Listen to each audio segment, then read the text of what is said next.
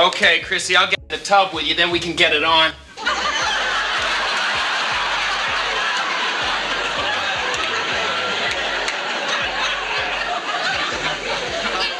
I'll show you what to do.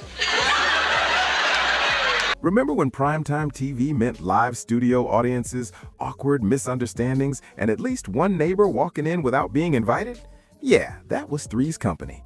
For 8 great seasons, John Ritter, Joyce DeWitt, and Suzanne Somers turned a story about a guy pretending to be gay so he could live with 2 women into must-watch television. It was physical comedy turned all the way up, sexual jokes hidden inside innocent mistakes, and enough falling and slipping to fill a stuntman's hospital bills. But behind the silly comedy and the double meanings, things got much stranger than Jack's fake mustache phase or Mr. Furley's polyester outfits. Today, we're counting down 15 weird facts about Three's Company that you probably didn't know.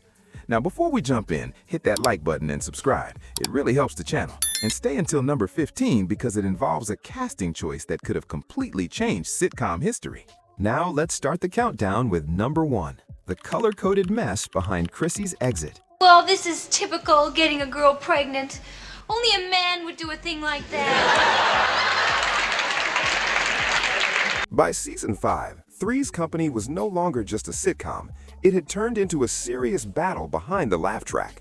Suzanne Somers went from being a fan favorite to a major problem when she demanded $150,000 per episode, plus 10% of the profits, which was more than 3 times John Ritter's $50,000 salary. The producers said no. Somers refused to work, and suddenly the writer's room became a crisis center. Every week, 2 versions of each script were written. One version included Chrissy's scenes, and the other removed her completely. To keep everything from falling apart, the drafts were color-coded so the crew could quickly grab the correct version, depending on whether Chrissy was in Fresno that week or written out entirely. And about that Fresno excuse, it wasn't real. It was just a storyline used to explain Chrissy's sudden absence, when in reality, Somers was brought in under security to a small side set at the Los Angeles studio. There, she filmed short phone call scenes, carefully kept away from her co-stars, and was then escorted straight back out. I dreamed I was walking down the street, and all of a sudden I found myself in the middle of the woods, and it kept getting darker and darker. To viewers, it all looked smooth and normal. To the people making the show, it felt like juggling flaming sticks while forcing a smile. Scripts were rewritten at the last minute, alternate pages were passed around the set, and the cast tried to keep the show together while one of its stars was slowly being removed. For a show built on misunderstandings, the biggest one was happening off-screen. The question was whether Three's Company could survive at all without Chrissy Snow. Number 2. The show had more false starts than your dad's lawnmower. Some shows make it onto TV with one clean pilot. Three's Company got stuck 3 different times before ABC finally got it going. In total, 3 separate pilots were filmed before ABC finally said yes. The first one, written by MASH legend Larry Gelbart, had John Ritter playing David Bell, a filmmaker instead of a chef, living with 2 completely different roommates, Valerie Curtin and Suzanne Somers. Even the theme song wasn't finished, just a doo-doo-doo-doo-doo placeholder that sounded like someone quietly humming in the shower.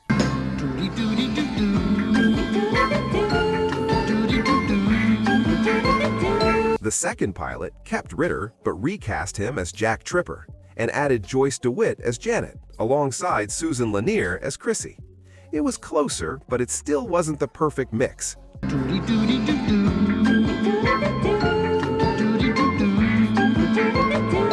Then finally, in early 1977, the third pilot replaced Lanier with Suzanne Somers. Ritter's pratfalls, DeWitt's steady presence, and Somers' bubbly Chrissy all came together. Suddenly, ABC had gold. So yeah, Three's Company didn't just knock on the door, it had to try 3 times before anyone let it in. Number 3. Suzanne Somers got cast because someone hit fast forward. Chrissy Snow became one of TV's most iconic blondes thanks to the laziest casting session in history. Suzanne Somers had already been rejected twice. 2 pilots, 2 other blondes, and no chemistry. Then Fred Silverman was quickly fast-forwarding through audition tapes like he was late for happy hour. In the middle of fast-forwarding, he suddenly rewound Somers' tape and said, "Wait, who's that?" One Sunday, Suzanne's phone rang. "You're our Chrissy. Be here tomorrow. We start shooting." That was it. Listen, if he doesn't recognize me by now, then I don't want to talk to him at all. No callbacks, no chemistry tests, just one day to go from thanks but no thanks to sitcom stardom. Now, Somers wasn't a total beginner. She had done small roles in film and TV, but this was different. She brought the exact ditzy sparkle the show had been missing. What's there to talk over, Janet? I mean, I think he'd make a terrific roommate. Oh, so do I. Okay, let's ask him. No. Suddenly, the third pilot worked perfectly, like a perfectly timed pratfall, and Three's Company finally found its formula. One straight man, one voice of reason, and one blind stereotype who basically started her own little business empire. Sometimes TV magic comes from careful planning, and sometimes it happens because an executive accidentally hit rewind before last call. Number 4, Jack Tripper was almost different. Imagine a world where Jack Tripper delivered witty one-liners instead of constantly tripping over furniture. It almost happened.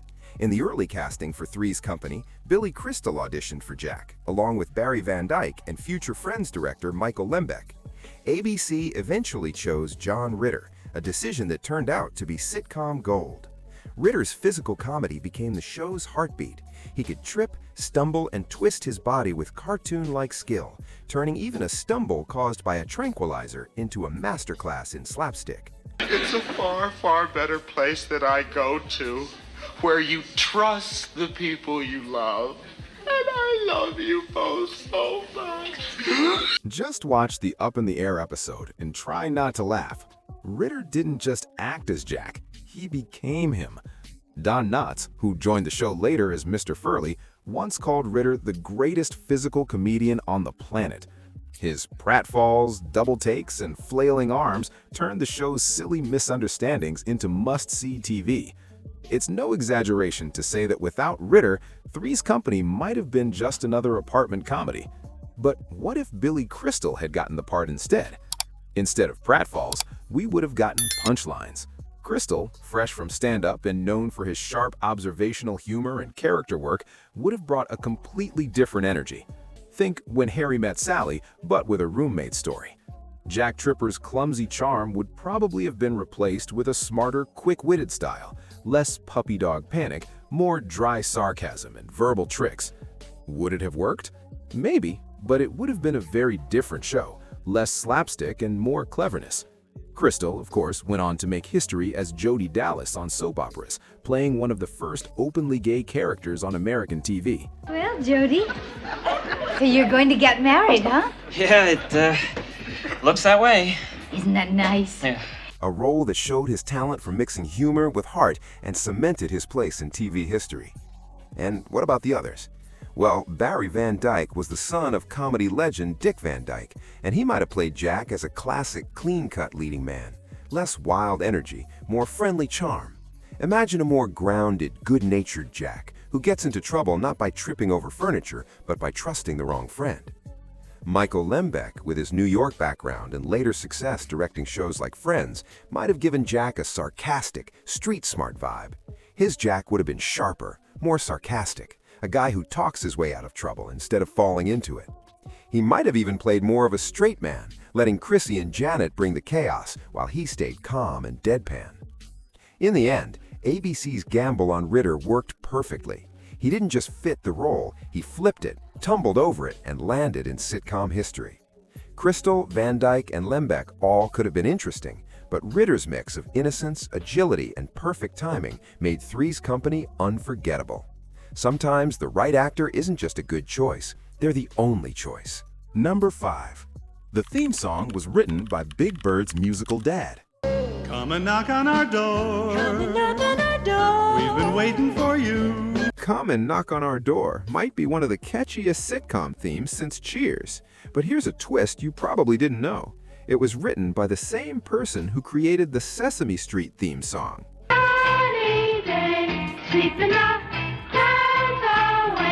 Joe Raposo was a musical genius who also created Sesame Street classics like Bein' Green and C is for Cookie. Come and dance on our floor. Come and dance on our floor. Take a step that is new. The Three's Company theme was playful and flirty for a PG show, with just enough of a wink to keep viewers coming back every week. We've a lovable space that needs your face. Three's Company too. The original plan was to have Ritter, Somers, and DeWitt sing the theme themselves. After about 5 minutes of that, the producers called in the professionals, faster than Jack running from Mr. Angelino with a rent notice. And before you start thinking Ray Charles sang it, slow down. This wasn't the Ray Charles who gave us Georgia on My Mind. It was a different one, affectionately called the other Ray Charles. He sang the theme with Julia Rinker, led the Ray Charles Singers, and worked with Perry Como for decades. You'll see that life is a ball again, laughter is calling for you. So the next time you're humming along, remember, the same mind that created Sunny Day also made the song that convinced you that 3 adults living in one apartment was scandalous comedy gold. Down at our rendezvous. Down at our rendezvous. Three's Company too. Number 6. Don Knotts brought his Emmy-winning nervous energy to the show. When Don Knotts joined Three's Company in Season 4, you might think a 5-time Emmy winner would walk onto the set like he owned it. Instead, Knotts admitted he was scared he wouldn't fit in with a cast that had already mastered their rhythm of pratfalls and bedroom misunderstandings. And this is Don Knotts we're talking about. Oh, well, let's see. You got any 12-year-old scotch back there? Anything younger than that, a real scotch drinker, and throw it back. You know, the guy who turned being high-strung into Emmy Gold as Deputy Barney Fife on The Andy Griffith Show. But even legends get stage fright, especially when the job meant moving from the slower pace of a single-camera sitcom to the live multi-camera chaos of Three's Company. Knotts had never performed in front of a studio audience before, and he worried he couldn't keep up with the fast timing. His nerves disappeared quickly, because if you're wearing leisure suits that break at least 3 fashion rules, you'd better own it. Mr. Furley, are you all right? Say something. She loves me. Knotts brought his famous jittery energy and perfect timing to the role, and audiences loved it like free pizza at a college dorm meeting. The ratings proved it. Three's Company jumped to number 2 after he joined. Knotts might have worried he'd ruin the show, but instead, he became its secret weapon. So much so that fans often forget the show even existed before Mr. Furley strutted through the door. Number 7. Jeffrey Tambor was Three's Company's secret shapeshifter. Before Tambor perfected his neurotic dad act on Arrested Development, he was playing career dress-up on Three's Company. And by dress-up, we mean he appeared as 3 completely different characters, because apparently the casting director thought viewers had the attention span of a goldfish. Winston Cromwell III in 1981, Dr. Tom Miller later that year, and Dr. Philip Green in 1982. 3 names, 3 episodes, same unmistakable Tambor energy. It's like watching Clark Kent turn into Superman, except Superman keeps coming back with different business cards and the same nervous stammer. But Tambor wasn't done. In the Season 3 episode, An Anniversary Surprise, he appeared as Jeffrey P. Brooks III, the Ropers' snobby new neighbor and realtor. Oh, Mr. Brooks, you come in. That episode also served as the launchpad for the Ropers spinoff, and Tambor carried the character over for the entire run, 28 episodes from 1979 to 1980. It was his only recurring role in the franchise, and the one most fans actually remember. The show never mentioned that he had played other characters before, which makes it even funnier. Tambor just kept showing up like a sitcom drifter, convincing everyone he was a completely different person each time. No, you're thinking of my identical twin brother, who was also a doctor but had totally different eyebrows. This kind of thing wasn't unusual for the time. Come on, sit back, take a big deep breath, huh? Good. Now, what seems to be your problem? Character actors were basically the utility players of sitcoms, but Tambor turned it into an art form. He was the Swiss Army knife of guest stars, equally believable as a stuffy rich guy, a nervous doctor, or the pompous neighbor next door. Before Prestige TV came calling, Jeffrey Tambor was already building his own little sitcom multiverse, one awkward stammer at a time. Number 8. John Ritter's son wandered into TV history.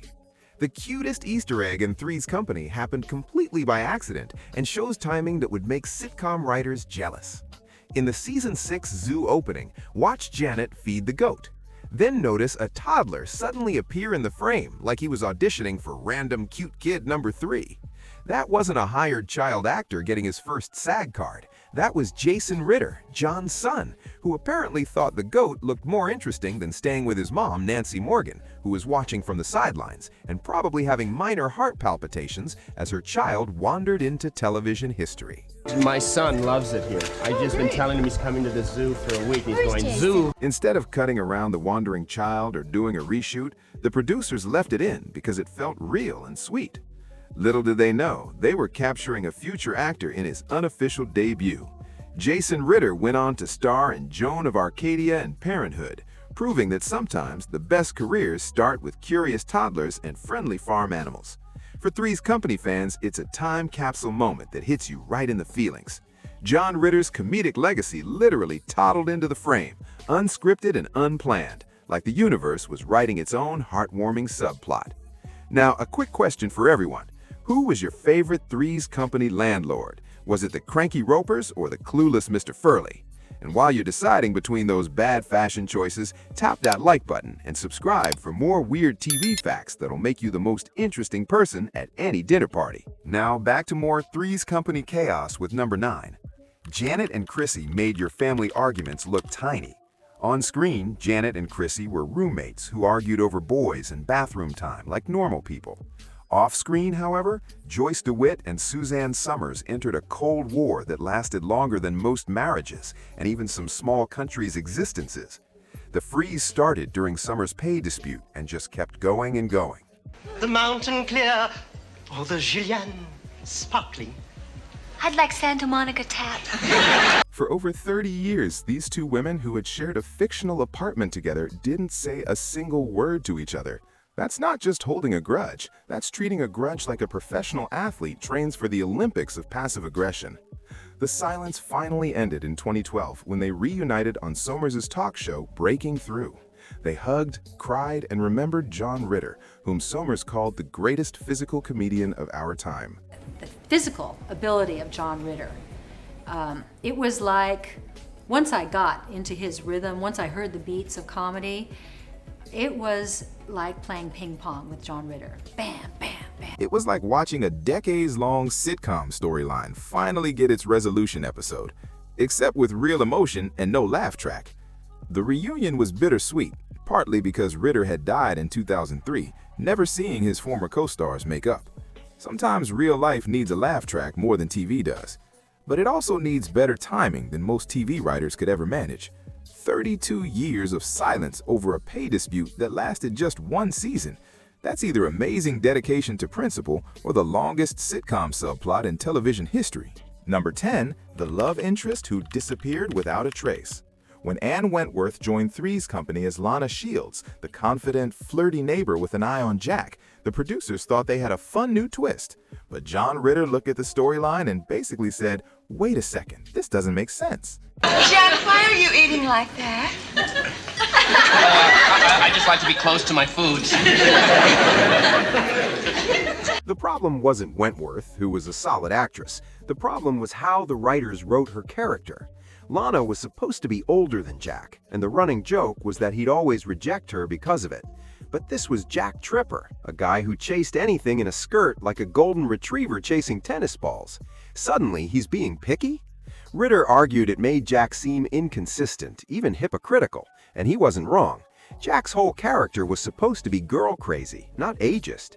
If the writers thought audiences would laugh at Jack turning down a confident, attractive neighbor, Ritter thought it just made his character look wrong. Jack, it's so nice to be alone with you. Lana, don't start anything now, okay? I got some company coming. Jack, please, I came as a friend. The result? Lana's storyline never really took off. She appeared in 9 episodes of season 4, flirted with Jack, got rejected, rinse and repeat. Then one week she was just gone. No goodbye, no moving to Fresno, nothing. She disappeared from the show like she'd entered the sitcom witness protection program. Behind the scenes, the truth was a bit more complicated, with Ritter pushing back and the writers unsure what to do with her. Lana's role got smaller, and Wentworth eventually asked to be released from her contract, and the producers agreed. For viewers, though, it felt like one of those classic sitcom disappearing acts. One day you had a neighbor with a crush, the next day it was as if she never existed, which, ironically, was one of the few misunderstandings on Three's Company that nobody had to trip over a couch to explain. Number 11. Three's Company had a British blueprint. Some remakes are so successful they completely overshadow the original. For most Americans, Three's Company feels like a totally homegrown idea, but it actually started across the pond as Man About the House. Man About the House premiered on ITV on August 15, 1973, and ran until April 7, 1976. 6 series, 39 episodes, plus a short Christmas special. At the time, the premise was just cheeky enough to raise eyebrows. 2 single women, Chrissy and Joe, sharing a London flat, decide to take in a male roommate, Robin Tripp, after finding him passed out in their bathtub following a going-away party for their old flatmate. Robin, played by Richard O'Sullivan, was a culinary student, which was the hook for the girls. They couldn't cook to save their lives, and Robin could whip up a full dinner without breaking a sweat. But landlord George Roper, played by Brian Murphy, wasn't about to let an unmarried man move in with 2 single women. So, Chrissy blurted out he was gay. Cue the farce. George's wife, Mildred, played by Yuza Joyce, figured out the truth almost immediately and became a recurring flirtation hazard for Robin. ABC didn't copy it exactly, they Americanized it. London flat to Santa Monica, Robin to Jack, same he's gay dodge, bigger pratfalls. Most viewers never knew there was a British blueprint, they just knew it worked. So when that theme kicks in, tip your hat to Man About the House. Three's Company didn't start here, it just made itself at home. Number 12. The Ropers rose quickly and fell just as fast. Chest exercise. Oh. And we must increase our bust. Here to join us, Mr. Roper? Forget about Mr. Roper. He doesn't believe in doing anything strenuous. Someone at ABC decided these 2 scene stealers deserved their own spotlight, and the Ropers was born. The premise was as thin as the walls in their old apartment building. The Ropers sell their property and move to an upscale neighborhood where they don't fit in. Revolutionary, right? The show took 2 side characters who stole every scene and made them the leads, only to find the spotlight wasn't flattering. Every episode hammered the same points over and over: Stanley's cheapness and their non-existent sex life. The humor was about as subtle as a sledgehammer, with Helen constantly demanding intimacy, while Stanley found increasingly ridiculous ways to avoid it. "Not tonight, Helen, I'm alphabetizing my toolbox," was an actual excuse that was used. What made the Ropers especially embarrassing was how it stripped away everything that made these characters work on Three's Company. As nosy neighbors popping in for a scene or two, the Ropers were comedy gold, but as the center of their own show, pure lead disaster. You'd rather I stay. I'd rather see what you got in that bag. It's personal belongings. Yeah, but whose? But you got all our silver in it. We don't have any silver. Well, you get a lot of money for stainless steel these days. Their bickering, which was funny in small doses, became exhausting when it was the main focus. ABC eventually realized their mistake, though the show started strong thanks to a prime-time slot after Three's Company, ranking number 8 overall in its first season. ABC moved it to Saturdays for season 2, and the ratings quickly tanked. The show was canceled after 2 seasons, totaling just 28 episodes. However, here's the real tragedy. Norman Fell, who was reportedly hesitant to leave Three's Company, had negotiated a contract clause guaranteeing his return if the spin-off was canceled in its first season. But the show limped into a second season before getting axed, and by then ABC had already found a replacement. Don Knotts' Ralph Furley wasn't just a temporary fill-in. Viewers loved him as a standout character in his own right, closing the door on any possible return for the Ropers, except for a single guest appearance. Sometimes you really can't go home again. Number 13. The one-off who became Jack's full-time bad influence. Remember the smooth salesman who was only supposed to appear in one scene but ended up stealing the whole episode?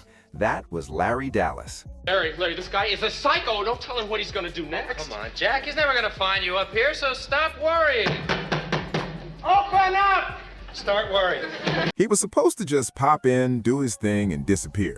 But when Richard Klein bounced his timing off John Ritter, the producer said, yeah, we're going to keep him. What started as a cameo became a recurring joke, and by season 4, Larry was in the opening credits, officially promoted from nuisance to necessity. Larry was the walking, I know a guy, human red flag with perfect hair. He dropped one terrible idea at the Regal Beagle, and boom, Jack Tripper's week turned into a 5-car pileup. That chemistry was the secret sauce, Ritter's puppy dog panic bouncing off Klein's smooth schemer. Larry didn't just add jokes, he lit the fuse. And when the apartment door finally stopped slamming, Klein didn't disappear. He kept working, with Broadway runs from City of Angels to a later stint in Waitress, a national tour as the Wizard in Wicked, TV roles on shows like The Americans and Blue Bloods, and even a couple of Sadler comedies for good measure. He directed too, earning an LA Drama Critics Circle Award for Present Laughter. He's been teaching actors since the late 90s. Best of all, he never ducked Larry, he embraced him. Because on a series built on beautiful misunderstandings, Larry Dallas was the best kind, the kind you secretly hope walks back in, flashes a grin, and says, okay, hear me out. Number 14, Jack and Vicky. Why there was no reason to knock on the door. In the Three's Company series finale, Jack proposed to flight attendant Vicky Bradford. She said yes to love, no to marriage. Cut to 1 week later, the sequel Three's a Crowd premiered, and we found Jack and Vicky already living in the apartment above Jack's bistro. Then came the new landlord, with a twist. Vicky's father, James Bradford, played by Robert Mandan. He had bought the building from Mr. Angelino and brought a deed, a disapproving glare, and the same old authority versus Jack energy. On paper, Jack looked all grown up, restaurant owner, committed partner, but Three's Company thrived on ricochet comedy, roommates barging in, landlords eavesdropping, misunderstandings multiplying like hangers in a closet. Three's a Crowd tried to keep Jack mature while delivering the same chaos, and the mix felt wobbly, like the show couldn't decide if he was a grown man or still the human banana peel. Easy Taylor, played by Alan Campbell, Jack's new assistant, added kitchen noise and occasional sparks. Some fans liked him, but plenty missed the old ensemble's built-in mayhem. Oh, you mix this with sherry vinegar and a little fresh tarragon, it makes a primo dressing. Primo. And here's the family tree. Just as Three's Company adapted the UK's Man About the House, Three's a Crowd echoed the show's spin-off, Robin's Nest. Same Vicky name, same wary father, same restaurant tug-of-war. John Ritter still delivered a masterclass. Pratfalls, timing, the whole buffet, but Jack Tripper worked best in a pinball machine. Take away the bumpers and he just rolled. After 1 season and 22 episodes, Three's a Crowd slipped off ABC without a proper goodbye. They gave Jack a bistro and a girlfriend, but took away the reason to knock on his door. Number 15. Loni Anderson almost changed Three's Company's history, but she was too competent for the job. Before Suzanne Somers ever bounced into the apartment as Chrissy Snow, another blonde bombshell was in the running, Loni Anderson. You didn't forget me, did you? How could I forget you? She had the look, the talent, and the presence, but there was one deal breaker. She came across as too sharp for a character who was supposed to think Alaska was an island and that the sun followed her around. Chrissy needed to be naive, wide-eyed, and just ditzy enough to make every misunderstanding work. Anderson, with her natural confidence and wit, couldn't quite sell Clueless, and in sitcom land, playing dumb is practically a superpower. So the part went to Somers, whose breathless charm made Chrissy an icon. But don't feel sorry for Loni. Within 2 years, she was playing Jennifer Marlowe on WKRP in Cincinnati, a blonde who is glamorous, competent, and definitely not dumb. It turned out to be the perfect role for her, proving that sometimes the part you don't get leads to the one that makes you unforgettable. Off-screen, Anderson became tabloid royalty thanks to her marriage to Burt Reynolds, a peak 80s Hollywood pairing, until it very publicly wasn't. In 2025, her passing added a bittersweet note to a career defined by both TV success and pop culture moments. It's strange to imagine Three's Company with her sharp delivery instead of Somers' sweet ditziness, but in the end, Anderson carved out her own sitcom legacy. Losing Chrissy Snow cleared the path for Jennifer Marlowe, and honestly, TV ended up winning twice. And there you have it, 15 weird facts about Three's Company. Which fact surprised you the most? And which one did we miss? Let us know in the comments below. And since you're still watching, you obviously like this kind of stuff. So don't forget to like, subscribe, and hit that notification bell so you never miss another nostalgic deep dive into the shows that shaped our childhoods.